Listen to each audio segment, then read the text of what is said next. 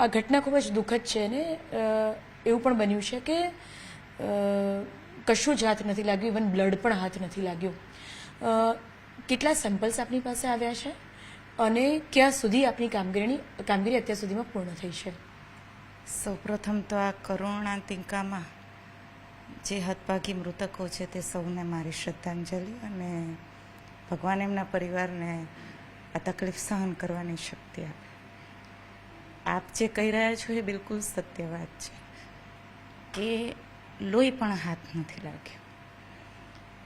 અમે જ્યારે sample analysis કરતા હોઈએ તો એવું થાય કે આટલું બધું કમનસીબી કે આટલી ખરાબ રીતે આગમાં દુર્ઘટનાગ્રસ્ત, એટલે કહેવાય કે ખરેખર બહુ અઘરા સેમ્પલો હતા. નોર્મલ રીતે અમારી પાસે એવા સેમ્પલો આવતા હોય જેમાં બ્લડ હોય, દાંત હોય, કેમ કે ફોરેન્સિક લેબોરેટરી છે એટલે એની અંદર બધા આવા જ સેમ્પલો આવતા હોય છે. પણ જ્યારે હવે આગની દુર્ઘટના બનતી હોય અને એમાં આગનું પ્રમાણ જો વધુ હોય તો એવું કહેવાય કે પેશી પદાર્થ પણ બળી ગયેલો હોય છે, લોહી પણ મળતું નથી. તો એ કિસ્સામાં ફક્ત દાંતના નમૂના હોય, હાડકાં હોય, અને જો સારા પ્રમાણમાં થોડીક ટિશ્યુ બચી ગઈ હોય તો આટલા નમૂના જ હોય છે. હવે આમાંથી એટલે કહેવાય કે એક લિમિટેડ સેમ્પલ કહેવાય. ડીએનએ કોઈ પણ શરીરના ભાગમાંથી તમે મેળવી શકો છો. જેમ કે ઉદાહરણ તરીકે કહું તો વાળ, દાંત, નખ, સિમેન, સલાઈવા, બ્લડ,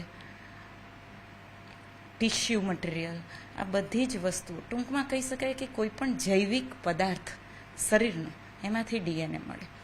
પણ કેમ કે આવા કરુણાંતિકામાં આ બધું તો મળતું નથી હોતું એટલે આપણી પાસે સેમ્પલ સોર્સ બહુ લિમિટેડ છે, 2-3 વસ્તુ. એમાં પણ જો એકાદી વસ્તુ સારી હોય તો એ ઓર ઓછું થઈ ગયું. એટલે સૌથી મોટો ટાસ્ક તો આ જ આવે છે કે ઓછા સેમ્પલ અને ઓછા સોર્સિસમાંથી ડીએનએ કાઢવું. વધુ તો એ છે કે એ બળી ગયું હોય એટલે લગભગ કંઈ બાકી રહેતું નથી.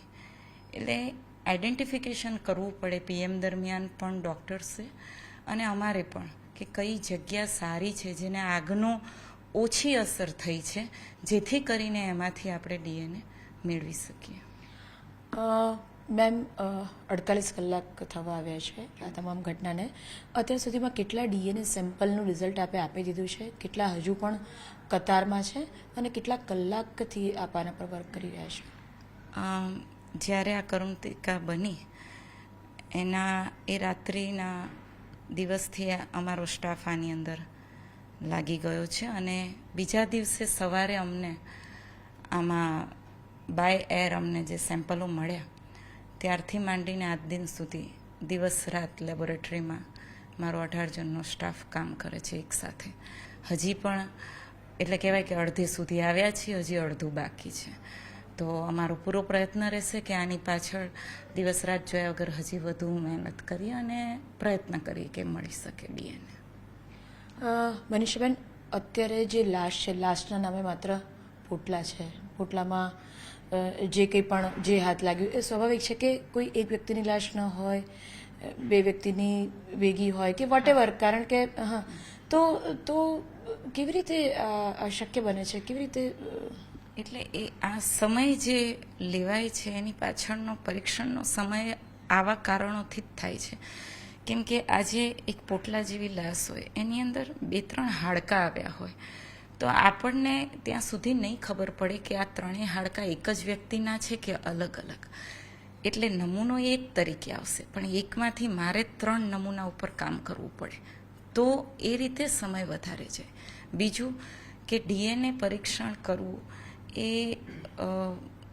ગ્રુપિંગ પદ્ધતિ જેવું, જેને કહેવાય કે આપણે ABO અને ગ્રુપિંગ પદ્ધતિ જે આપણે પેથોલોજી લેબોરેટરીમાં થતી હોય છે, કેમ કે ફ્રેશ નમૂના હોય છે એટલે ઇઝી હોય છે. આ એવી રીતે નથી થતી હોતી.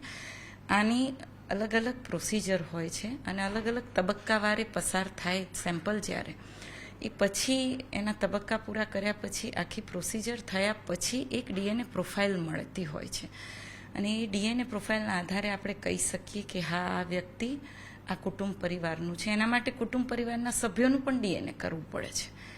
એટલે આ રીતે એનો પરીક્ષણનો સમયગાળો વધી જતો હોય છે અને નમૂનાઓ હાડકાં અને દાંત છે એમાં પણ બ્લડ અને ટિશ્યુ કરતાં વધુ સમય લાગતો હોય છે. દર્શક મિત્રો, આપણી સાથેની વાતચીત દરમિયાન મનીષાબેન પણ ક્યાંક ને ક્યાંક ભાવુક થયા છે. એટલે સ્વાભાવિક છે કે એવું લાગે છે કે એમના જીવનમાં પણ કદાચ આટલી મોટી દુર્ઘટના અને એના પર તપાસ કદાચ પ્રથમ વખત આવી હશે. મનીષાબેન, આ પ્રકારની દુર્ઘટના ક્યારેય જોઈ છે? કારણ કે આ એક પ્રોફેશનલી પણ ટાસ્ક છે, ક્યાંક આપને પણ ઇમોશનલી ડિસ્ટર્બ કરી રહ્યું છે. આવી રીતની તો ના કહેવાય, પણ થોડીક આને સમકક્ષ કે એવી રીતની આપણે કહીએ એવી તો ઘણી ઘટનાઓ હોય છે. અમે તો અમારું કામ જ આ છે, રૂટીન કામ છે. ઘણી ઘટના હોય છે, બળાત્કાર, આ તે નાની બાળકીઓ ઉપર, એવા બધા ઘણા જ ફોરેન્સિક લેબ છે, એટલે આ રૂટીન છે. પણ એક સાથે જ્યારે આટલું બધું થાય ત્યારે, અને એમાં આપણે એનાલિસિસ કરતા હોય એટલે આપણને એમ થાય કે ખરેખર આ વસ્તુ જેટલું શક્ય બને એટલું આપણે લોકોને મદદ પહોંચાડી શકીએ. મેડમ, આપે કહ્યું કે હાડકા ટિશ્યુ નથી બચ્યા, લોહી નથી બચ્યું, એટલે હાડકાથી અને દાંતથી આપે આ કરવાનું રહ્યું છે. જનરલમાં કેટલો ટાઈમ લાગતો છે, જ્યારે આ પ્રકારે કરવાનો હોય ત્યારે કેટલો સમય લાગે છે?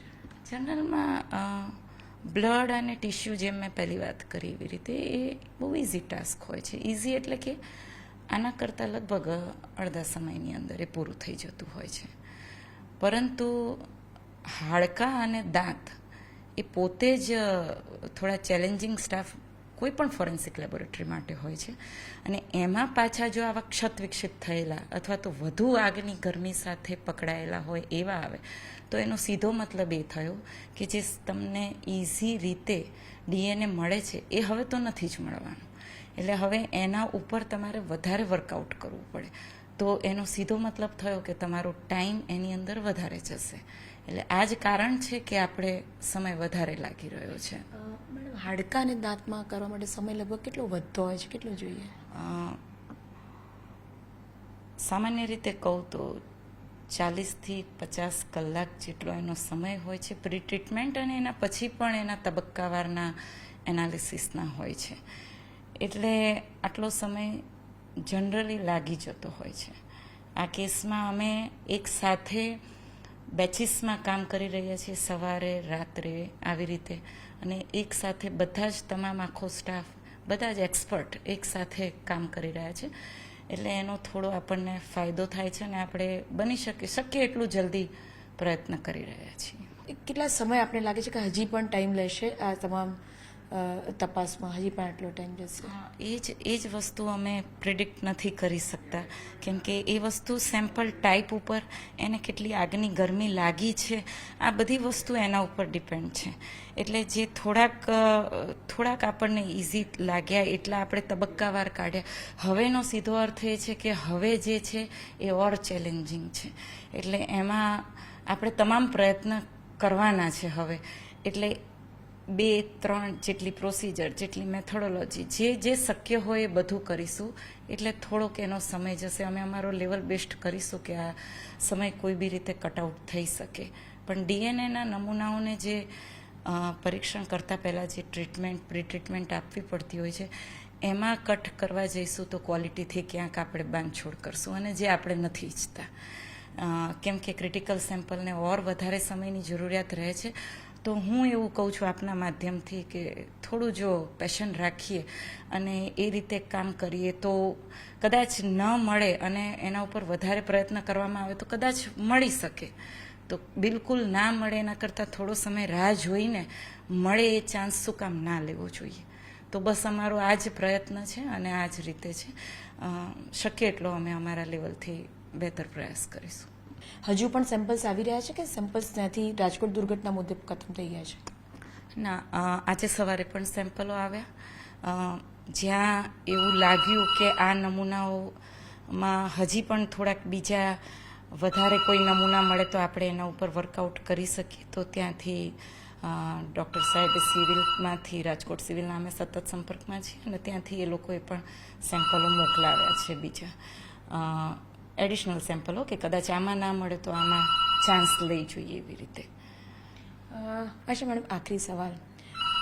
જે રીતે મેં આપને ઇમોશનલ થતા જોયા, સ્વાભાવિકપણે જ આ દુર્ઘટના તમામ ના અહીંએ કંપારી છૂટાવી દે તેવા છે. એટલે એક સવાલ એવો પણ છે કે આ પ્રકારના ઘણા કેસીસ આપે જોયા છે.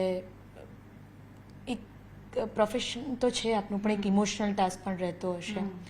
કેવી રીતે એમાંથી બહાર આવો છો? ઇમોશનલ તો એમ ના કે, એટલે પ્રોફેશનલ છીએ તો આપણું આ કામ છે ને આપણે કરવાનું છે. પણ હા, જ્યારે આપણે આવું જોતા હોય ત્યારે એવું લાગે કે ખરેખર આજ્ઞા બનાવ એટલા બધા વધારે, આટલું બધું કે કશું જ રહ્યું નહીં. એટલે થોડુંક આપણને એવું લાગે કે ખરેખર જો એમ વિચારીએ કે એ વખતે મૃતકોને કેવું થાય તો આપણને એમ થાય કે ના, ખરેખર આ વસ્તુ ચોક્કસ મને ને કોઈને પણ અસર કરતી હશે, આપને બી અસર કરતી હશે. હું માનું છું ત્યાં સુધી બધાને અસર કરતી હશે. અને જે લોકો આની સાથે જોડાયેલા છે સૌ પોતપોતાના લેવલનું કામ લેવલ બેસ્ટ આપી જ રહ્યા છે. હવે ભગવાનને પ્રાર્થના કે આપણા બધાના સાથે પ્રયાસો પાર પડે અને આમાં જલ્દી જેમ બને એમ મૃતકોને એમના પરિવારજનો સાથેનું મિલન થાય. અમારી સાથે વાત કરવા માટે આભાર. તો આ હતા ડીએનએ ડિવિઝનના આસિસ્ટન્ટ ડાયરેક્ટર મનીષાબેન પટેલ, કે જેમનું કહેવું છે કે એમના બેસ્ટ એફર્ટ રહેશે કે જલ્દીમાં જલ્દી તેઓ બાકીના જે ડીએનએ છે તેનું રિઝલ્ટ મેળવી આપે ને તેના પરિવારજનો સાથે એ રીતે પણ ક્યાંક ને ક્યાંક મૃતકનું મિલન થઈ શકે. આ દુર્ઘટના ચોક્કસ અત્યંત દુઃખદ છે. ન્યૂઝ 18 તરફથી તમામ લોકોને, તમામ મૃતકોને શ્રદ્ધાંજલિ. કેમેરા પર્સન હિતેશ પ્રજાપતિ સાથે ગીતા મહેતા, ન્યૂઝ 18 ગુજરાતી, ગાંધીનગર.